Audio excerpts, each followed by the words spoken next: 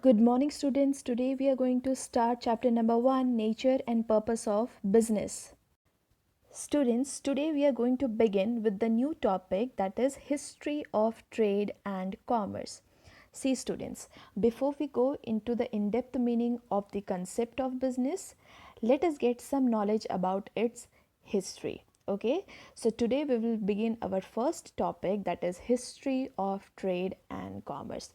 But before that, I would like to tell all of you that Peter F. Drucker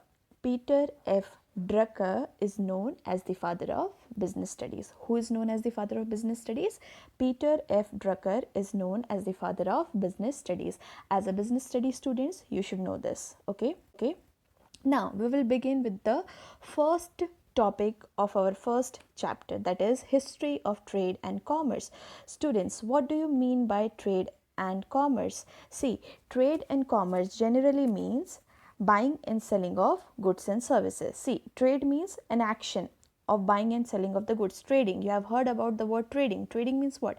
Buying and selling of goods and services. Okay, so trade means what? Trade is the action of buying and selling the goods and services. And commerce is just similar to trade. Commerce also means an activity of buying and selling of goods and services, generally on a large scale. Okay, generally the selling or the buying and selling of goods which are done on a large scale, okay, generally in bulk, that is known as your commerce. Okay, so these two are the related terms. So we will get to know about the history of trade and commerce. Okay, let us begin with the first point, that is indigenous banking system. Students, see, indigenous banking system generally means what? Your traditional banking system. Okay, we are talking about the era in which generally your commercial banks were not there. Okay, the commercial banks were not developed. Okay, indigenous banking system was the traditional banking system during your medieval history. Okay, see, students, in the ancient history, you might have studied in your history, in the ancient history time, in the ancient period of history, the people generally adopted which system of exchange of goods? You have heard about barter system, right? In barter system, the goods were exchanged in the place of other goods. Okay, there was no money at that time, so people used to exchange goods in return of other goods. Okay, so in that era, in the ancient period of time, in the ancient history, generally the people adopted barter system. Okay, they used to do or exchange the products using the other products. Okay, there was no money available. Slowly, when they started to develop themselves, they started to use metal. Okay, slowly and slowly the copper coins, okay, it came, the metal coins, iron coins, all these kinds of coins came into existence, and slowly they started developing this. Okay, so they slowly started to develop their business style. Now see, in the medieval history, what was the banking system? Okay, indigenous banking system. Indigenous banking system means your traditional banking system. Okay, handi is an instrument of exchange. It is just like the check. Okay, it is just like the check of the modern time. Okay, so what was handi? Handi was nothing but a generally a document. Okay, handi was just like a document which were used for buying and selling the goods on credit. Okay, udhar pay. Credit means udhar pay. Okay, so handi was a type of document which was generally used for buying and selling the goods on credit. Okay, in this, what points are to be considered? That it warrants the payment of money. It warrants the payment of money means generally it is a kind of document in which all the details are mentioned. How much money has to be paid, okay, whom to be paid, and who has to pay the money. Okay, everything is written, and it gives generally the warranty to the other person that the certain amount will be paid after a specified period of time, just like your check. Have you seen the check? Yes, in check generally your amount, the name of the bearer, everything is mentioned. Okay, so handi was also just like that. Okay, handi was a document which the people generally use for buying and selling the goods on credit. Okay, in that all the details of the bearer and the amount of money which has to be paid is written. It gives warranty for payment. Okay, and second, it is capable of change through the transfer by valid negotiation. Okay, means it can also, if any changes are to be made, it can be made through negotiation. Okay, valid negotiation, or by communicating with each other. Okay, they make changes if needed. Okay, now there were different types of handi, means there were different types of documents, okay, which were generally used for buying and selling of goods. See students, in this you will generally see two words, that is darshani and muddati. See, darshani means what? Darshani means it was a type of handi in which the payment is done at the site, means whenever the goods are exchanged, the payment is done at the site only. Okay, when it is given to the person, at the same time the payment is made. But muddati is what? Muddati means generally the payment in muddati, the payment is made after certain period of time, not at the same moment. Okay, in darshani the payment is done at the same time. Okay, when the product or the when the goods are being given. Okay, at the site only it is made. But muddati, generally the payments are made after certain period of time and not at that moment. Okay, now we will study about some types of handi. Okay, the first is dhani jog. Okay, dhani jog, what is the meaning of dhani jog? See, it is payable to any person, no liability over who received the payment. Okay, dhani jog means anybody, okay, anybody who purchases the goods and services in credit, dhani jog is given to them, and no liability over who received payment. Okay, there is no liability over who received payment, means here the person who is, suppose person A and person B is there. Okay, so the person A purchases some goods from person B. Okay, so here the person A has to pay the money to person B because he has purchased the good. Okay, so this handi was made, and this handi can be payable to any person who purchases the good, and there is no liability over who received payment. Okay, the person who is selling the goods, he is not liable to pay. Okay, means he is not liable to pay. The person who has purchased the good, he is the one who has to pay the money. Okay, now the sahajog. Sahajog is also a type of handi. Okay, sahajog means what? Payable to a specific person, someone respectable, liability over who received payment. See, sahajog is what, students? Generally it is drawn by one merchant to other merchant, means it is generally drawn by one businessman to other businessman. When one business or one business houses or one trader, okay, purchases goods from the other traders, okay, they use this kind of document which is known as sahajog. Okay, or this kind of handi which is known as sahajog. Okay, now the third is firman jog. Firman jog is what? Firman jog is simply handi made payable to order. See, firman jog means like in check. Okay, the name is mentioned, okay, to whom the money is given. In the same way, this firman jog or this handi is given to the person whose name is written in the handi. Okay, whom it is to be given. Now the third is dekhanhar. Dekhanhar means payable to the presenter or bearer. Presenter or the bearer means who holds the check, means whose name is there in the check. Okay, the officially holder of the check, it is given to them. Okay, dekhanhar. Now the next is dhani jog. Dhani jog means what? Payable to any person, no liability over who received payment. Okay, but payment over a fixed period of time. See, dhani jog is also a type of handi, okay, in which it is given to the bearer, payable to any person. Any person means the one who holds that handi. Okay, who has the holding of that handi, who is the bearer, who actually hold the handi in his name. Okay, it is payable to that person. Okay, so see students, generally your handi system is generally it is a kind of document, okay, which is generally given by the seller to the purchaser. Okay, there are different types of handi. Some handis are generally given, or some handis are generally used between one trader to another trader, or some handi which is used between a trader to a common man.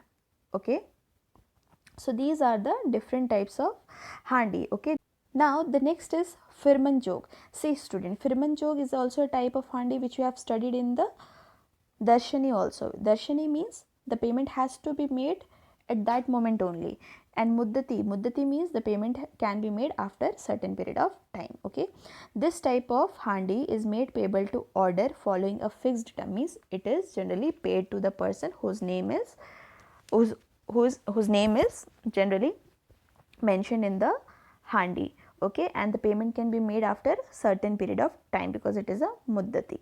Okay, now jokhmi is also kind of handi. It is a muddati handi, means it can be the amount can be paid after certain period of time. Okay, this type of handi is used when it is drawn against dispatched good. If goods lost in transit, the drawer or the holder bears the cost and the drawee carries no liability. Okay, student, this is not cost, this is cost. Okay, so here jokhmi means what?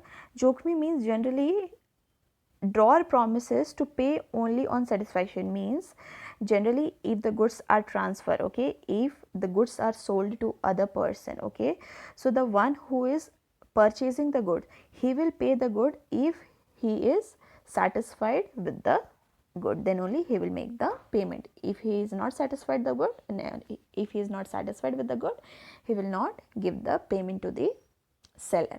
Okay, so these were the types of handi. Okay, some handis are generally given by one trader to other trader. Some handis are given to any person who purchases the goods and services on credit. Some handi are given to the person, okay, whose name has been written on the handi, or who is the holder or the bearer of handi. Okay, it is nothing but simple a document which gives the warranty of payment. Okay, it is generally used in case of buying and selling of goods and services on credit. Okay, now this was the type of indigenous banking system, means how they used to carry out the business at that time. Slowly there was rise of intermediaries. Intermediaries means generally your middlemen. Okay, generally your middlemen. Students, let's suppose if any production work is done in this place in Jagdalpur, and if we want to trade the goods, or if you want to sell the goods outside Chhattisgarh in Maharashtra, okay, so we should have the middlemen. Okay, from one state to another state, if you're going to transfer the good or we're going to sell the good, then there should be some distributors in between, or there should be some agents in between which will help our goods to transfer it to other state. Okay, if there are no middlemen, then how we will be able to transfer our goods from one place to another. Okay, so in that case what will happen? Our trade will not grow, our trade will not expand. So in order to grow our trade, and in order to expand our trade from one area to other area, we need middleman. Okay, so middleman, the prominent, see the first point, the prominent role is promoting trade. Why we need the intermediaries, why we need the middleman? Because we want to promote our trade. Okay, if there are no middlemen, we cannot sell our goods from one place to, we cannot sell our goods from one city to the other city, we cannot transfer our goods from one place to other place if there are no middlemen. Okay, so it helps us in promotion of trade, it helps us to grow our trade, to develop our trade.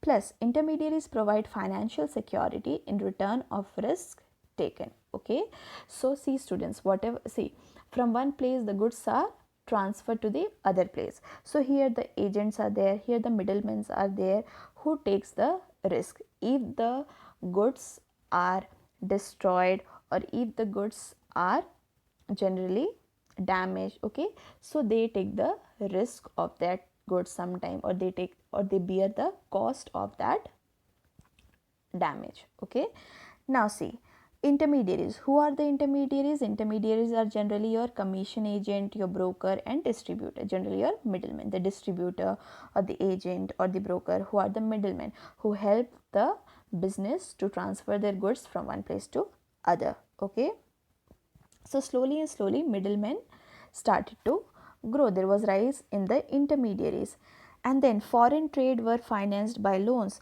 Slowly the loan system also started. There was a credit transaction and availability of loan. Credit transaction means generally the transaction which are done on credit. Okay, उधार पे जो लेना देना करते थे. Okay, slowly the loan system also started. People started to purchase the goods and goods and services on credit. Okay, and there was also the availability of loan. Okay, in case of heavy amount, even the people give the loan to them to purchase the goods and services. Okay, later with the emergence of credit transaction, export exceeded import and benefited indigenous banking system. Okay, as you understood that credit transaction system was increasing, people used to purchase goods and services on credit. Okay, so slowly they started to import the goods. Okay, import the goods from other countries. Okay, now commercial banks and industrial bank evolved to finance trade and commerce. Slowly and slowly commercial banks and industrial banks also started to develop. Commercial banks means generally your banks which accept the money from the public or who accept a deposit from the public and give them the loan, generally your commercial banks. Okay, commercial bank, industrial bank, agriculture bank slowly started to develop. Okay, so these were how the rise of intermediaries happened. Slowly the middlemen used to, there was rise in the intermediaries. Due to the intermediaries, it helped the businessmen to promote their trade, to expand their trade. Okay, credit transaction system was improved. Okay, credit transaction system was evolved, commercial bank was evolved, agricultural bank was evolved. Slowly and slowly many things came into existence. Okay, now the next is maritime trade. See, maritime trade means what?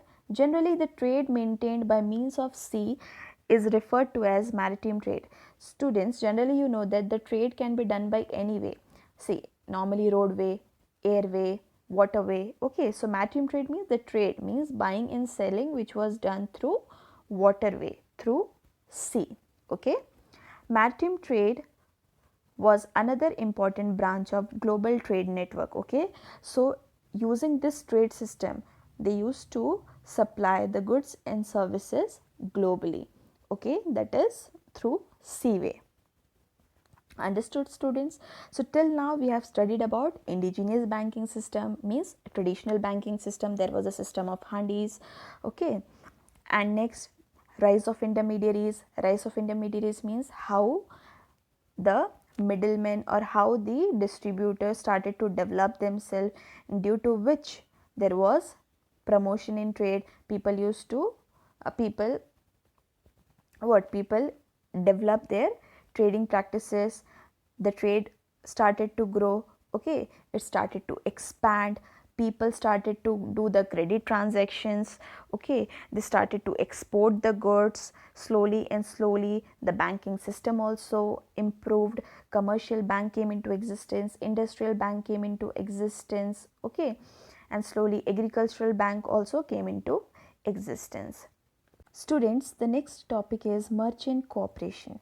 See, what is merchant cooperation? Generally, students, what happens whenever the trade activities are carried out? Okay, there should be some body, okay, or there should be some head to look after all those activities, whether the activities are performed in legal manner or not. Okay, to frame the rules and regulation about those for carrying out those activities. Okay, there should be a corporation that is known as merchant corporation. Okay, so the first point is it is formed to protect the interest of traders. Okay, merchant corporations were generally formed. Many merchant corporations were formed in order to protect the interest of traders, so that there should not be any illegal activity, there should not be any unlawful activities with the traders. To protect the traders, merchant corporation was formed. Okay.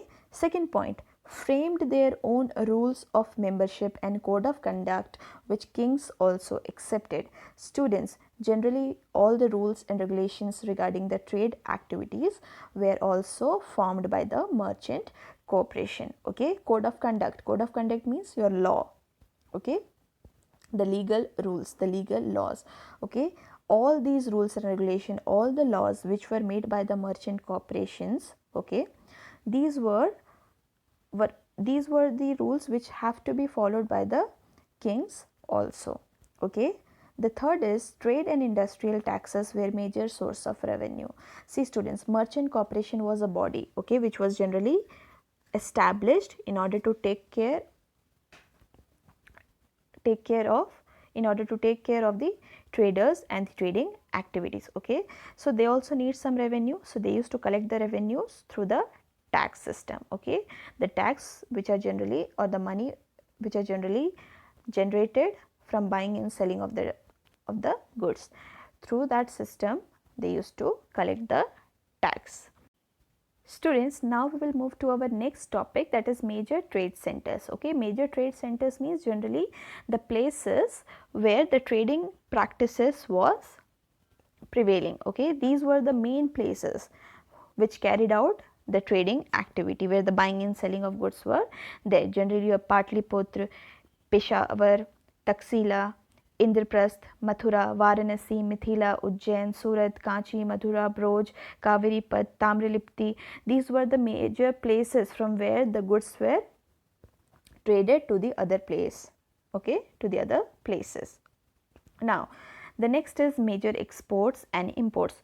What all goods were exported and what all goods were imported? What are the goods which were generally exported to the other foreign countries, and what are the goods which was imported by the India from the foreign country? Let us see.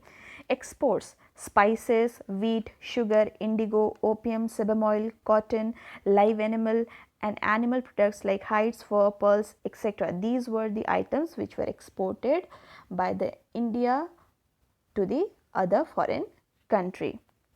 Now, imports: what were the goods or what were the items which were imported from the foreign countries? Horses, animal products, Chinese silk flakes, linen, gold, silver, tin, etc. These were the items which were generally imported to India. Okay. So, students, we have studied about some few points, that is our banking system, how the intermediaries started to develop, okay, how the trade practices started to develop from the roadway to the seaway, what are the major trade center where the trading activity is done, where the buying and the selling of the goods was done, what were the major exports and imports, everything we have seen. Okay, so all these points give us some idea about the history of trade and commerce, how the trading system started to evolve. Okay, in the next class we will begin with our next topic, that is concept of business and the meaning of business. That was it for today. Thank you so much.